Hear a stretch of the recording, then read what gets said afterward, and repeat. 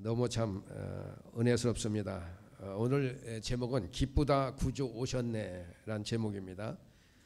이사야서 9장 6절에 있는 그런 말씀입니다. 우리 모두 앞뒤 양옆에 있는 분들과 인사합시다. 메리 크리스마스. 메리 크리스마스. 오늘은 아기 예수가 태어난 날을 기념하는 날입니다. 기쁘다 구주 오셨네라고 하는데 왜 우리가 기쁩니까? 바로 우리의 구원자이신 예수 그리스도가 오셨기 때문입니다. 우리를 죄에서 구원하기 위해서 이 땅에 오셨기 때문에 너무나 기쁜 것입니다. 마태복음 1장 18절 이하에 보면은 예수 그리스도께서 동정녀 마리아를 통해 성령으로 잉태되어 출생한 분이라고 증거하고 있습니다. 하나님께서 그리스도를 요셉의 정원자인 마리아를 통해 태어나도록 하심으로 다윗의 후손으로서 법통과 인성을 지닌 존재가 되게 하셨습니다. 그러나 동시에 동정녀인 마리아로 하여금 성령으로 잉태케 하심으로 그리스도를 인간의 원죄와는 전혀 무관한 거룩한 신성을 지닌 존재로 태어나게 하신 것입니다. 하나님께서는 이렇게 인성과 신성을 동시에 지니신 순결무구한 그리스도로 하여금 인간을 위한 대속제물이 되게 하심으로써 인류에 대한 완전한 구속 사역을 성취하셨던 것입니다. 그러므로 사랑하는 성도 여러분, 우리는 이러한 하나님의 경륜과 그리스도의 놀라운 비밀을 분명히 깨닫고 이에 절대 흔들림이 없어야 됩니다. 그런데 어떤 사람들은 그리스도의 유일성을 부정하고 타종교에도 구원이 있다고 주장하는 사람들이 생겨났습니다. 그래야 이들은 이슬람교의 주장처럼 마음메교도 중보자가 될 수 있고 불교를 통하여 구원이 가능하다고 하는 그런 말도 안 되는 소리를 하는 분도 있습니다. 사도행전 4장 10절에 보면 다른 이로서는 구원을 받을 수 없나니 천하 사람 중에 구원을 받을 만한 다른 이름을 우리에게 주신 일이 없음이라 라고 분명하게 선언하고 있습니다. 그러므로 우리는 예수 그리스도에 관한 놀라운 진리를 깊이 깨달음으로써 어떠한 혼란 속에서도 결코 방향을 잃지 않고 천성을 향해 똑바로 달려갈 수 있는 믿음의 경주자가 되시기를 예수님의 이름으로 축원합니다. 본문은 이사야가 예수 그리스도가 태어나기 전 700년 전, 약 700년 전에 예언한 말씀입니다. 본문을 통해서 우리가 더욱 영적으로 깨닫는 그런 크리스마스가 되길 주님의 이름으로 축원합니다. 첫째는 예수는 완전한 하나님이며 완전한 인간이라는 겁니다. 오늘 본문은 이렇게 기록합니다. 이는 한 아기가 우리에게 낳고 한 아들을 우리에게 주신 바 되었는데 그의 어깨는 정사를 메었고 그의 이름은 기묘자라 모사라 전능하신 하나님이라 영존하시는 아버지라 평강의 왕이라 할 것임이라. 이는 메시아의 탄생을 가리키는 것입니다. 그런데 메시아에 대해서 한 아기요 한 아들이라는 표현을 사용하고 있습니다. 여기서 아기라는 표현은 오실 메시아가 완전한 인간으로 임하신다는 사실을 말해줍니다. 이 메시아는 약속과 같이 다윗의 자손으로 오시는 온전한 하나님 사람입니다. 그리고 기록된 아들이라는 표현은 참 일반적인 사람의 아들을 의미하지 않고 하나님의 아들을 나타내는 것입니다. 즉 태어나실 메시아가 신적 존재임을 가르쳐주고 있는 것입니다. 다시 말하면 오실 메시아는 완전한 인간인 동시에 완전한 하나님이십니다. 그는 인성과 신성을 동시에 가지고 계십니다. 그런데 이처럼 오실 메시아가 인성과 신성을 동시에 갖춰야 하는 것은 그래야만 진정한 메시아 완전한 구원주가 될 수 있기 때문입니다. 그 이유는 다음과 같습니다. 참 구속사역에 있어서 죄인을 대표하기 위해서 반드시 인류의 한 사람이어야 합니다. 첫사람 아담의 범죄로 인해 죄가 세상에 들어온 이후 모든 인간은 죄의 권세 아래 붙잡히게 된 것입니다. 그런데 만일 인간을 이 죄로부터 구원하려면 죄의 형벌을 대신 담당해야 할 자는 죄인과 똑같은 성정을 가진 자여야 합니다. 다시 말하면 죄를 범한 주체가 사람이었기 때문에 죄의 형벌도 사람만이 담당할 수 있다는 것입니다. 그래서 죄의 형벌을 대신 담당하고자 하는 자는 반드시 완전한 인간이어야 했습니다.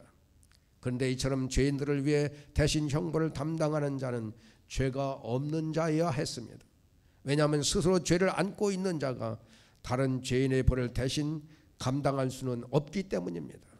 그런데 문제는 어떤 인간도 죄에서 자유로울 수는 없다는 것입니다. 인간이면 누구나 죄인입니다. 그렇게 인간의 죄를 대신 담당하기 위해서는 거룩하여 죄에서 떠나 계시며 약점투성이의 피조물이 아니신 바로 하나님 자신이어야 했습니다. 다시 말해 죄가 없는 인간으로 죄인의 죄악을 담당하기 위해서는 하나님 스스로가 인간이 되시는 방법밖에는 없었습니다. 그리하여 이 조건을 만족시킬 수 있는 분은 단 한 분, 예수 그리스도께서 높고 높은 하늘 보좌 버리시고 낮고 천한 이 땅에 인간으로 되어 오신 것입니다. 사랑하는 성도 여러분, 참 역사 속에 수많은 사람들이 바로 이 사실을 참 전적으로 부인해 왔습니다. 또는 예수님의 인성이나 신성 중 한쪽을 부인하면서 진리를 왜곡시키기도 했습니다. 그리고 그로 인해 수많은 이단이 등장했습니다. 그러나 성경은 분명하게 말씀하고 있습니다. 하늘로부터 소리가 있어 말씀하시되 이는 내 사랑하는 아들이여 내 기뻐하는 자라 하시느니라.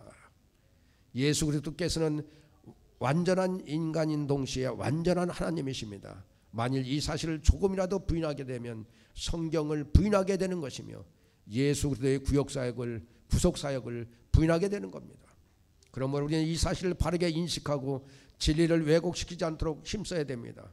그러므로 예수님은 완전한 인간이며 동시에 완전한 하나님이심을 믿기를 주님의 이름으로 축원합니다.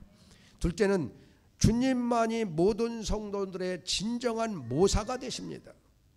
그리스도의 이름 가운데 하나는 모사라 하였습니다.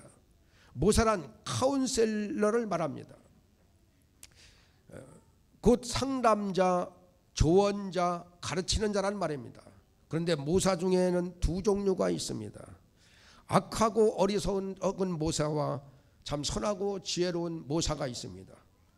그래서 어떤 카운셀러를 만나느냐 하는 것은 대단히 중요한 것입니다. 선하고 지혜로운 모사와 만남은 생명을 얻게 하지만 악하고 어리석은 모사의 만남은 멸망에 이르게 할 수도 있습니다. 그래야 성경은 악하고 어리석은 모사와의 만남을 경계하고 있음을 보게 됩니다. 르호보암의 사건은 이 점에 있어서 좋은 예가 될 수 있습니다. 솔로몬의 아들 르호보암이 이스라엘 왕권을 이어받았을 때 백성들은 르호보암에게 찾아와 간구합니다. 솔로몬 시대에 부과된 고역과 멍에를 가볍게 해달라는 것입니다.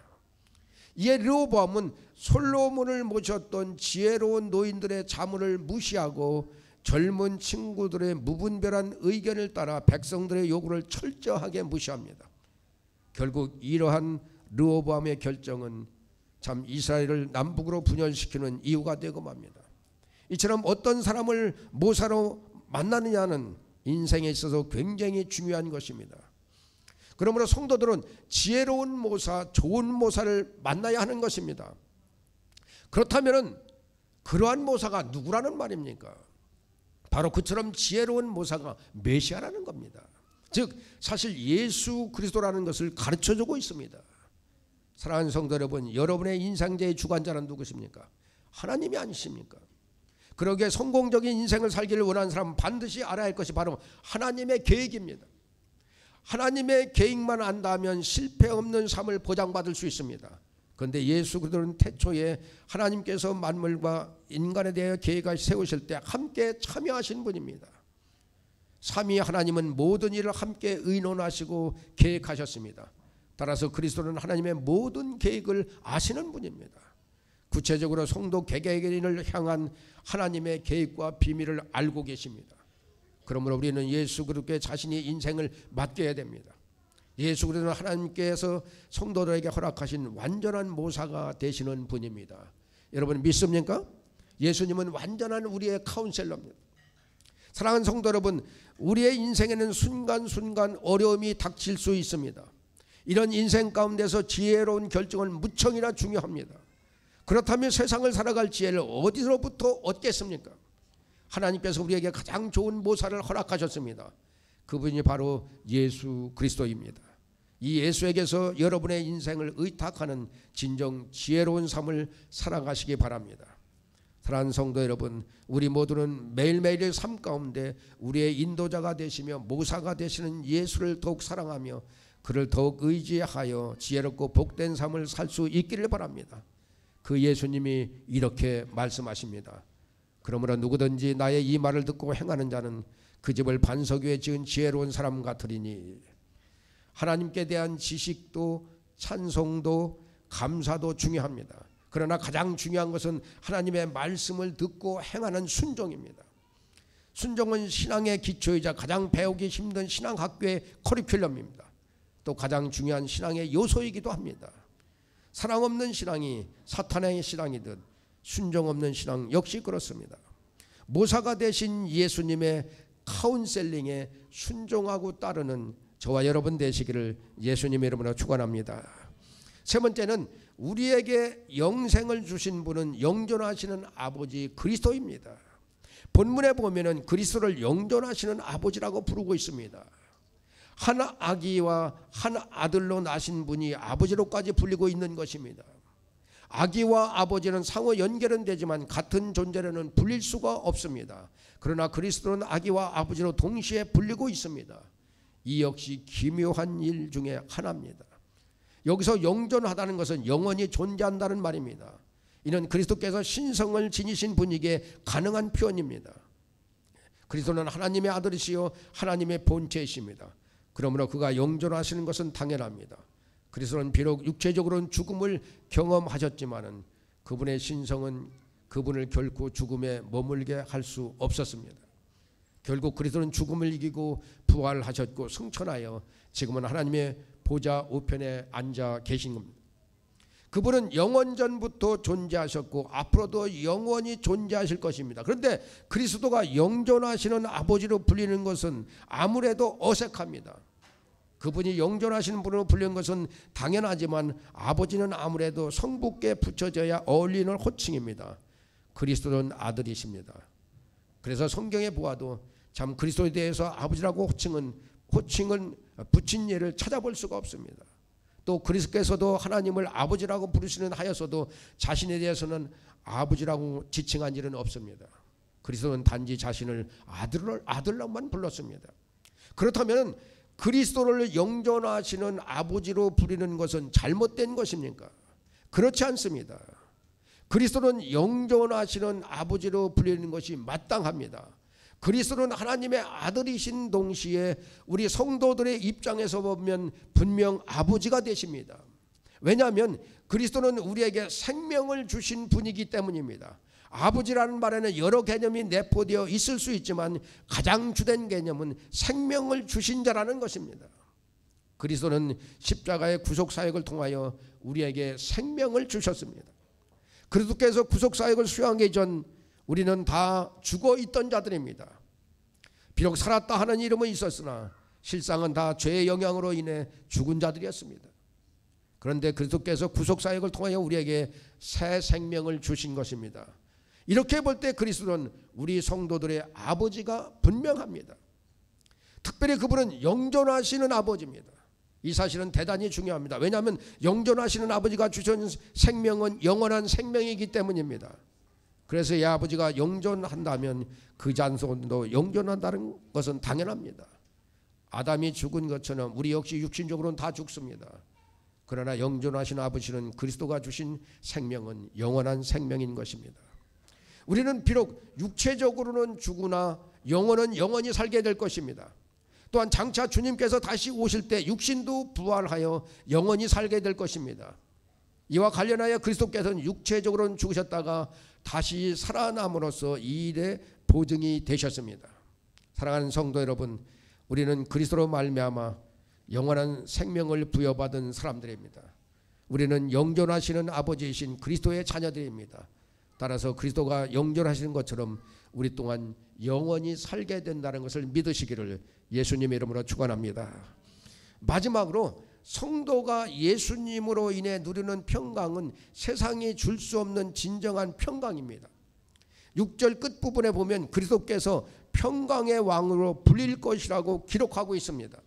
그렇습니다. 그리스도는 평강의 왕으로서 사람들에게 평강을 주시기 위해 오실 분이었습니다. 그래서 그리스도께서 베들레헴 구유에 나섰을 때 천사들이 지극히 높은 곳에서는 하나님께 영광이요 땅에서는 참 하나님의 기뻐하시는 사람들 중에 평화로다 라고 이렇게 말씀하고 있는 겁니다.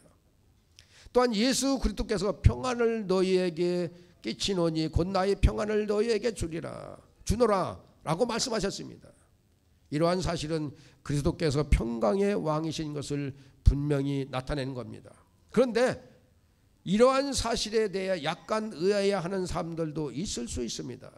왜냐하면 그리스도께서 오셨을 때 당신은 그리 평안하지 못했기 때문입니다. 어떤 면에서는 오히려 더 혼란스러웠습니다. 그리스도의 오심은 마치 잔잔한 호수에 돌을 던진 것과 같았습니다. 그리스도가 베들레헴에 나실 때 예수님을 죽이려고 했던 헤롯의 지시로 그곳에 참 유아들은 무참히도 학살을 당했습니다. 또한 그리스도께서 복음을 전하시자 잠잠하던 유대 땅이 술렁이기 시작했습니다. 그래도 그리스도의 복음이 전파되는 곳에서는 기쁨만 넘쳤던 것이 아닙니다. 갈등이 초래됐고 그리스도를 믿는 사람들은 삶이 평안하기보다는 이전보다 더 고통스러운 일이 많았습니다. 그리스도를 믿기 전엔 별다른 어려움이 없었습니다. 그런데 그리스도를 믿은 후로부터는 박해와 시련을 당하는 어려움을 감당해야 했습니다. 이러한 사실을 생각한다면 과연 그리스도께서 평강의 왕으로 오신 것이 확실한가에 대한 의문을 품을 수가 분명히 있을 겁니다. 그러나 이러한 의문은 평강의 왕으로 참 왕이신 예수 그리스도에 대한 분명하게 깨닫지 못함으로 말미암아 발생하는 오해인 것입니다. 그리스도를 평강의 왕이라고 할 때 흔히 오해하는 것은 그리스도께서 세상의 사람들에게 단지 육신적인 평강을 주기 위해 오신 것으로 생각하는 것입니다.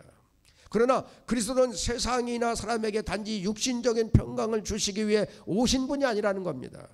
그분은 궁극적으로 사람의 심령의 평강을 주러 오셨습니다. 즉 죄에 매여 있던 인간들을 죄의 권세에서 해방하심으로 진정한 심령의 평안을 누리게 하신 것입니다. 즉 죄에 매여 있던 인간들을 죄의 권세에서 해방하심으로 진정한 심령의 평안을 누리게 하신 것입니다. 예수님께서 나의 평안을 너희에게 주노라고 말씀하신 것은 바로 이러한 평안을 의미하는 것입니다. 죄 아래 매여 고통하며 죽음과 그 이후 하나님의 심판으로 인하여 두려운 마음을 떨쳐버릴 수 없던 인간들을 죄에서 해방시키시고 하나님의 심판이 아닌 상금을 바라보며 참 죽음 앞에서도 담대할 수 있는 은혜를 허락하신 것입니다. 그러므로 사랑하는 성도 여러분, 우리에게 이러한 평강을 허락하신 예수 그를 진정 높이며 찬양해야 하는 것입니다.